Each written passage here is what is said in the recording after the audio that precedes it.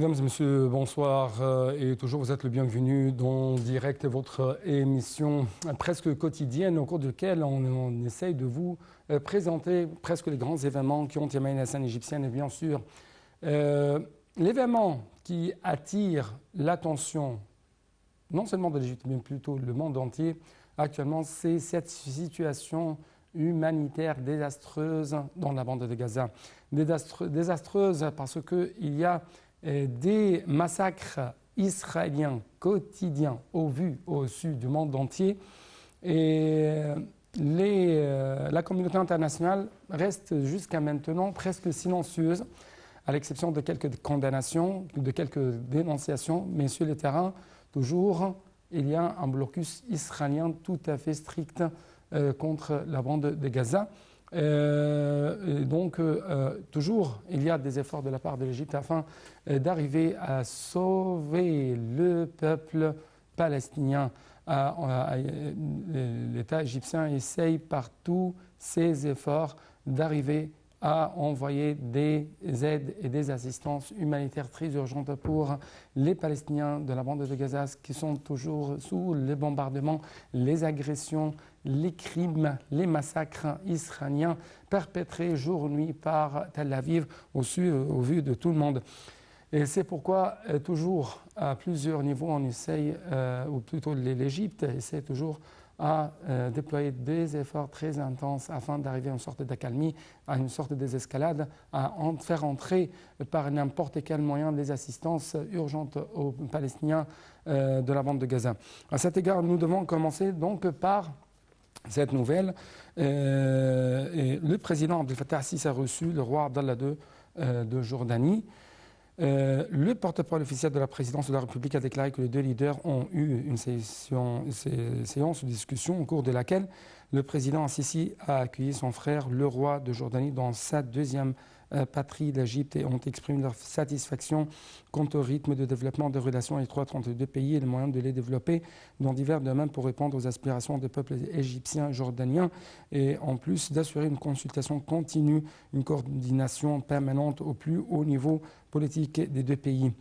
À cet égard, les deux dirigeants ont examiné l'actuelle escalade militaire dans la bande de Gaza, la détérioration qui en résulte de la sécurité et des conditions humanitaires du peuple palestinien frère et de la chute de milliers de martyrs et de blessés, condamnant fermement le bombardement de l'hôpital baptiste à cet égard et tous les actes visant des civils. Ils ont de même souligné la nécessité de poursuivre l'entrée de l'aide humanitaire dans la bande de Gaza par le terminal de Rafah de manière durable tout en soulignant le rejet des politiques de punition collective telles que les sièges, la famine ou le déplacement des Palestiniens de leurs terres vers l'Égypte ou la Jordanie en mettant en garde contre l'extrême danger de ces appels et ces politiques pour la sécurité régionale. Le porte-parole officiel de la présidence de la République a déclaré que les efforts inlassables déployés par l'Égypte et la Jordanie pour promouvoir le calme et pour réduire l'escalade ont également été examinés. Et les deux dirigeants ont de même affirmé la position ferme des deux pays selon laquelle la réalisation d'une stabilité réelle et durable dans la région repose sur l'obtention par le peuple palestinien de ses droits légitimes dont son État indépendant avec Jérusalem à cette époque capitale, conformément aux décisions pertinentes de la légitimité internationale d'une manière qui permette la paix, la sécurité et la prospérité pour tout le peuple de la région. D'autre part, M. le président égyptien Abdel Fattah al-Sisi a reçu un appel téléphonique du président Joe Biden discutant des situations humanitaires dans la bande de Gaza où il a été convenu d'acheminer l'aide humanitaire dans la bande de Gaza à travers le poste frontière de Rafah d'une manière durable. De même, les autorités concernées des deux pays doivent se coordonner avec les organisations humanitaires internationales sous la supervision des Nations Unies pour garantir l'accès à l'aide. Le président Biden a également exprimé ses remerciements, son appréciation pour les efforts déployés par la direction égyptienne pour parvenir à la paix et à la stabilité dans la région.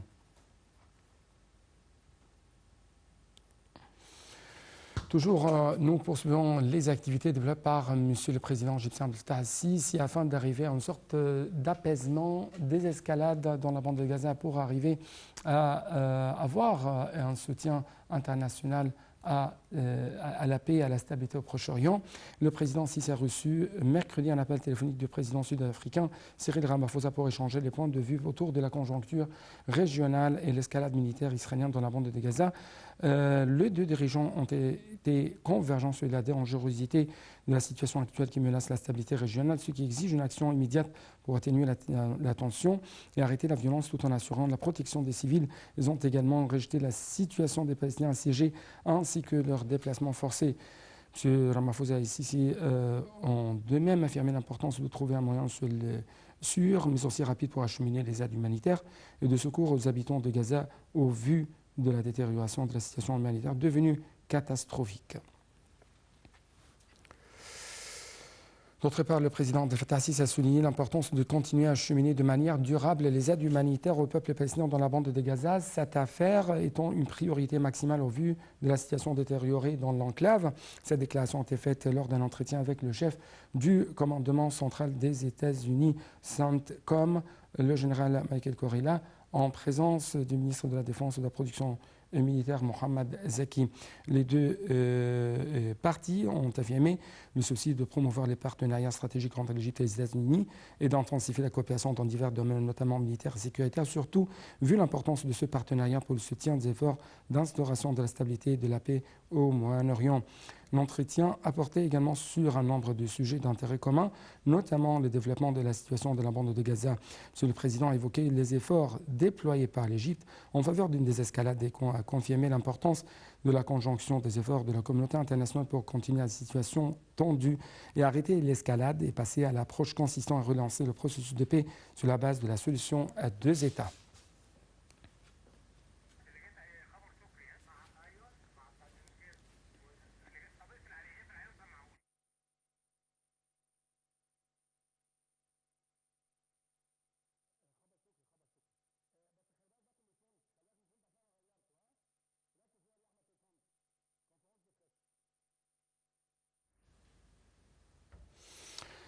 Il y a presque une heure, il y avait une conférence de presse très importante qui a été tenue ici au Caire entre le ministre égyptien des Affaires étrangères et le secrétaire général des Nations Unies, M. Antonio Guterres. Bien sûr, le ministre égyptien des Affaires étrangères a confirmé lors de cette conférence de presse à l'invitation du secrétaire général des Nations Unies, Antonio Guterres, que l'Égypte intensifie ses contacts pour mettre fin aux affrontements militaires à Gaza.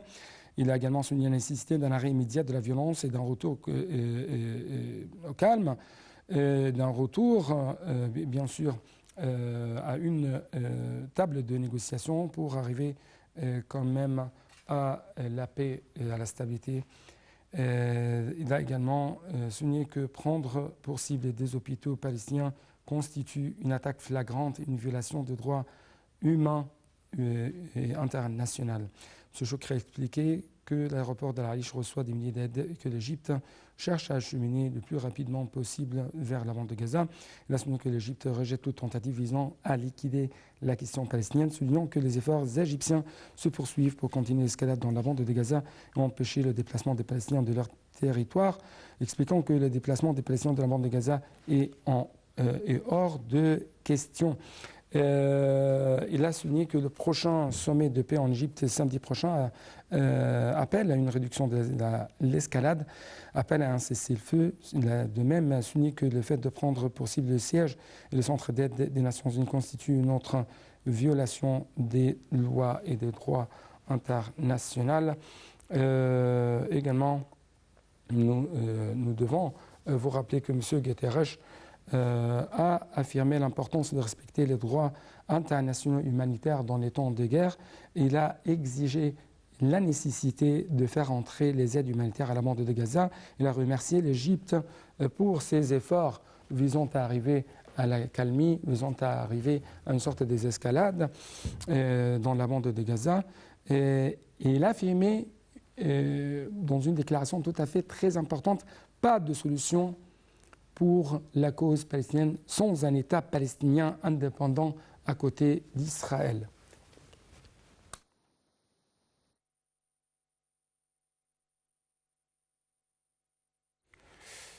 Donc justement, je dois vous laisser avec ce reportage. L'Égypte condamne fermement, vertement les bombardements des civils, les bombardements, les crimes quand même qui ont été perpétrés par Israël contre les Palestiniens de bande de Gaza, spécialement contre l'hôpital Baptiste. Les explications tout de suite. Dans le cadre des efforts de l'Égypte pour contenir la crise à Gaza, le président Abdel Fattah el-Sisi a reçu mercredi le chancelier allemand Olaf Scholz. Les deux dirigeants ont discuté des moyens de consolider les relations bilatérales entre les deux pays, mais surtout des dernières évolutions sur la scène palestinienne. Au cours d'une conférence de presse organisée par les deux dirigeants, le président el-Sisi a tout d'abord tenu à exprimer sa profonde tristesse et ses sincères condoléances aux familles des victimes du bombardement cruel de l'hôpital de Gaza et a affirmé que l'Égypte condamne tous les actes militaires qui visent les civils et qui représentent une violation flagrante de toutes les lois internationales. Il a précisé que cette visite avait permis une coordination et une consultation continue afin d'atteindre des objectifs communs avec en tête l'instauration de la sécurité et la stabilité au Moyen-Orient.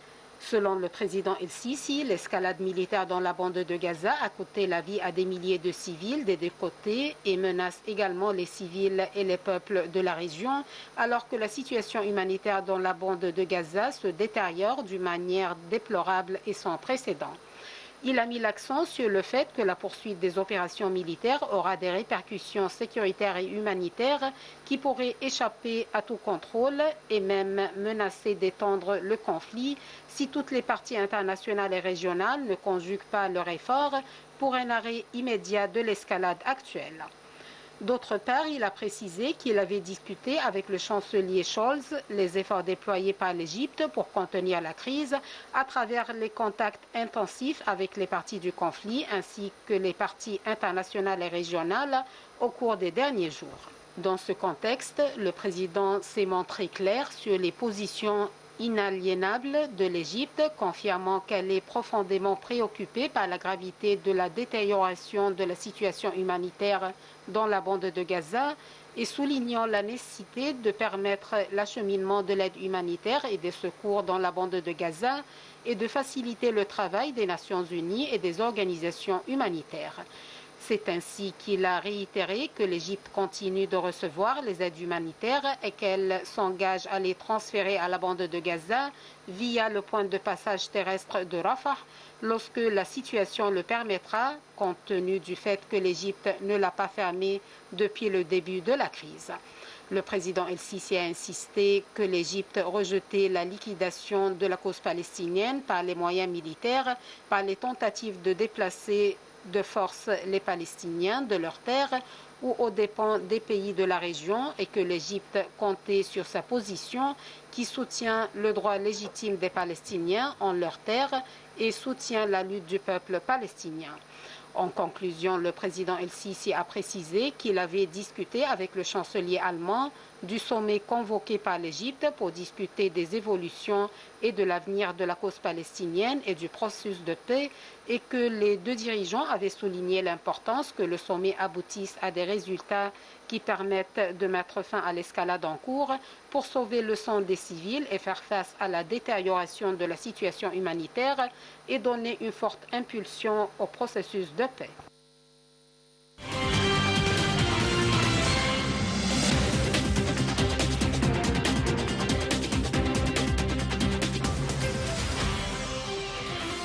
Donc, j'ai actuellement en ligne de Native International Monsieur l'ambassadeur Medhat Al-Meligui. Vous êtes le bienvenu sur Native International. Et donc, comment vous observez les efforts déployés par l'Égypte, que ce soit sur la scène internationale ou régionale, afin d'arriver à une sorte d'apaisement, à une sorte de désescalade quand même, concernant la situation dans la bande de Gaza?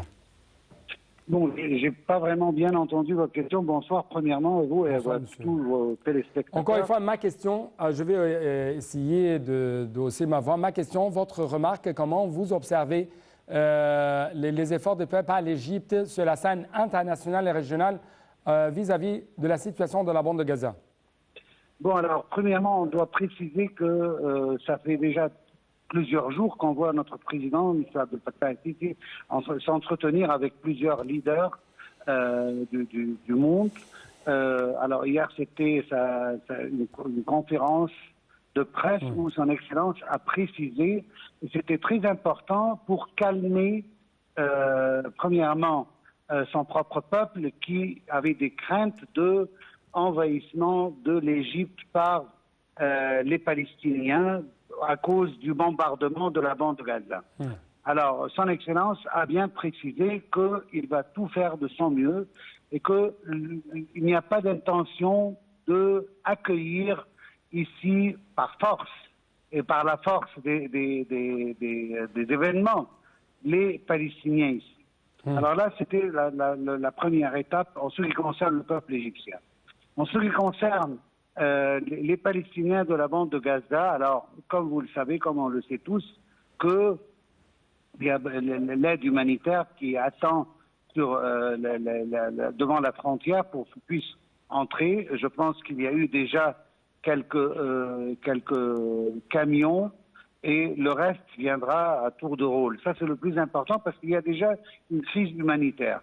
Et le cessez-feu n'a jamais pris place, ou même on n'a même pas commencé à parler de ça jusqu'à maintenant.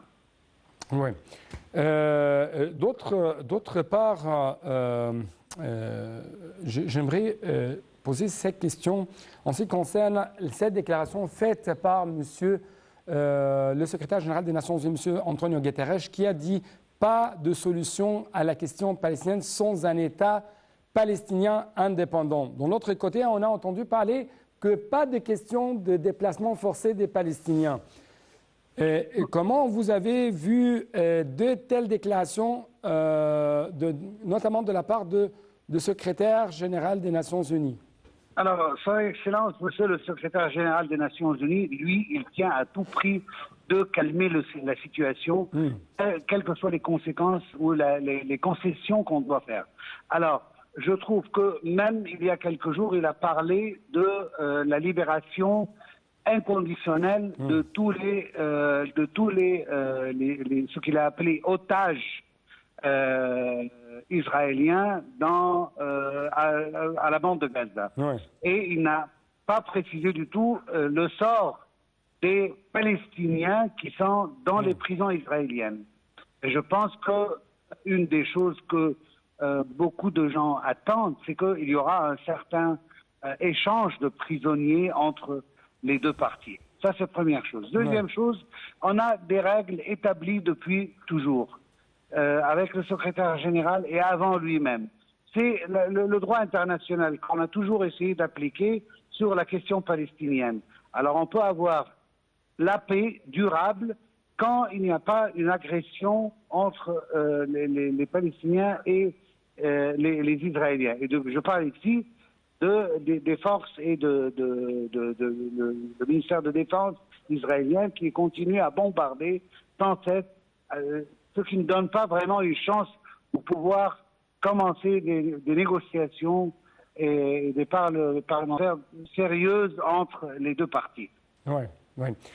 Également dans ce cadre, et toujours dans le cadre des efforts déployés par l'Égypte, non seulement vis-à-vis de la situation humanitaire désastreuse et militaire désastreuse quand même dans la bande de Gaza, mais aussi vis-à-vis de la stabilité régionale. L'Égypte appelle à la tenue d'un sommet, d'une conférence de paix qui s'appelle la conférence du Caire, ça sera tenue samedi prochain. Comment vous évaluez l'importance de cet événement et ses dimensions? Alors, je dois être ici assez honnête avec vous et avec nos téléspectateurs. L'Égypte fait de son mieux. Elle essaye d'inviter tous les partis concernés et tous les membres qui peuvent vraiment avoir une certaine pression pour que cette guerre incessable puisse s'arrêter et qu'on commence à parler. Mais on doit savoir que tout dépend de la volonté politique d'Israël de pouvoir s'asseoir pour parler. Est-ce qu'ils ont l'intention de le faire ou bien ils veulent continuer à bombarder Gaza? Alors, selon ce que je vois, je ne vois pas vraiment une lumière à la fin du tunnel en ce qui concerne la volonté israélienne de commencer des négociations. Je trouve que par contre, ils sont en train d'intensifier les raids militaires. On a vu hier ce qui s'est passé avec l'hôpital, avec un total de à peu près 500 morts. certainement, je ne peux pas vraiment croire à l'histoire qu'on entend en ce qui concerne que ça vient du djihad islamique. Il y a beaucoup d'analyses qui sont faites et qui ont prouvé que ça ne peut pas parvenir de la part du djihad. Et si permettez-moi de quand même commenter une chose très importante, c'est toujours ces versions, ces histoires falsifiées, fabriquées par Israël dès le début de l'attaque de Hamas. Je peux donner un exemple. Si on se souvient tous, il y a quelques mois déjà, Shirin Abu Akleh, et ce qui s'est passé au début, on a toujours accusé les forces de la résistance de l'avoir abattu. Et c'est la même chose Et après quelques semaines, ça c'est une politique qu'on suit toujours. Oui, la politique, c'est de donner un espèce de doute, de sorte qu'on ne sait pas exactement ça vient d'où. Et du coup, personne ne peut commencer à condamner avant qu'on soit sûr que c'est vraiment les guerre forces armées israéliennes qui sont la cause de cela. Alors, ça c'est une politique qu'on suit, ça fait déjà longtemps, et je pense que ça n'a pas changé. Et c'est pour cela qu'on trouve aucune condamnation à ce qui s'est passé, parce que tout simplement, tout le monde dit on n'est pas sûr jusqu'à présent. Alors j'espère que les analyses qui sont faites vont prouver qu'il n'y a pas d'implication palestinienne dans cette aide-là. Et j'espère que le monde va compter Israël comme responsable de ce coup-là qui a vraiment été le plus fort depuis des années. Donc, d'après votre vision, si je peux dire, avec tous ces efforts égyptiens, avec toutes ces pressions diplomatiques sur la scène internationale vis-à-vis les actes, si je peux dire, inhumains perpétrés par Tel Aviv contre les Palestiniens, est-ce qu'il y aura une sorte de désescalade dans les prochains jours ou c'est plutôt il y aura ou ce soutien indéfectible de la part des Occidentaux, de la part des États-Unis à ces actes, à ces meurtres, à ces massacres perpétrés jour et nuit par les Israéliens contre les Palestiniens désarmés dans la bande de Gaza? Écoutez. Alors, premièrement, on est tous d'accord que ces actes sont des actes inhumains. Et ce qui se passe là, ce sont vraiment des actes imprécédents. Mais cela dit, il y a toujours un support de l'Ouest, notamment des États-Unis, d'une manière vraiment inconditionnelle, pour tout ce que fait Israël. On ne voit aucun mot qui parle de le droit des Palestiniens à résister. Ça ne se dit jamais. Et cela nous donne une certaine direction. Alors moi je trouve qu'avec un support et un soutien de l'Ouest à Israël à ce point-là, il est peu probable que les Israéliens vont entendre la voix de la paix. Ouais. Je dis cela parce que, imaginez avec moi le coup qui s'est passé. Je ne parle pas de l'atrocité de ce qui s'est passé parce que je suis contre, comme tous les Égyptiens, on est contre le meurtre des civils. Ouais. Mais cela dit, on doit aussi comprendre que c'est improportionné ce qui se passe là. Alors il y a toujours le nombre gigantesque, le nombre vraiment incomparable des morts palestiniens, des martyrs palestiniens vis-à-vis de ce qui s'est passé par cela.